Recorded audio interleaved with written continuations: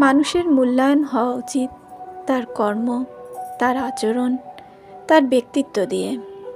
আপনি যতই show off করুন, আপনার ব্যক্তিত্বই বলে দিবে আপনি মানুষ হিসেবে কেমন। আসসালামু আলাইকুম বন্ধুরা, আজ আমি আমার বাসায় পোষা বিড়ালগুলো নিয়ে কথা বলবো। বিয়ের আগে যখন বাবার সংসারে ছিলাম, তখন এই বিড়াল প্রীতির জন্য কতই না বকা খেয়েছি।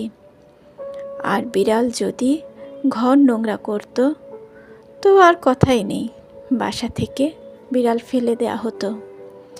বিড়াল ফেলে দেওয়ার দুঃখে কত কেঁদেছি তার হিসাবই নেই। বিয়ের পর নিজের সংসারে যখনই সুযোগ হয়েছে বিড়াল পুষেছি। বর্তমানে আমার বাসায় এখন 2টো বিড়াল ছানা। এই বিড়াল ছানা দুটো যখন 1 মাস বয়সের, তখন আমি ওদের একটা ফেসবুক পেজের মাধ্যমে অ্যাডপ্ট করি। বিড়াল ছানা দুটো এত বেশি কিউট যে আমি ওদের নাম রাখি রাজপুত্র এবং রাজকন্যা। ওরা আসলেই রাজপুত্র এবং রাজকন্যার মতো সুন্দর। আমার মেয়েরাও বিড়াল ভীষণ ভালোবাসে। অফিস শেষে বাসায় ফিরেই আগে ওদের লিটার বক্স পরিষ্কার করি, তারপর ওদের খেতে দেই। এটা আমার ডেইলি রুটিন। আমি মনে করি মানসিক দুশ্চিন্তা বা চাপ কমানোর একটা অন্যতম উপায় হতে পারে বাসায় বিড়াল পোষা।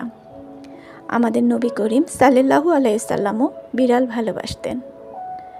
বাসায় পোষা বিড়াল ছাড়াও আমার বাসার আশেপাশে কয়েকটা বিড়াল আছে যারা সব সময় আমার বাসায় খেতে আসে।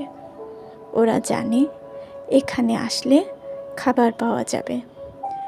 ক্ষুধার্ত একটা প্রাণী যখন আমার বাসায় খেতে আসে, আমি কখনোই ওদের খাবার না দিয়ে বিদায় করি না। সুস্থ সমাজ গঠনের জন্য প্রয়োজন সুস্থ পরিবার গঠন। আর সুস্থ পরিবার তখনই গঠিত হবে যদি আপনি নিজে শারীরিক ও মানসিকভাবে সুস্থ থাকেন।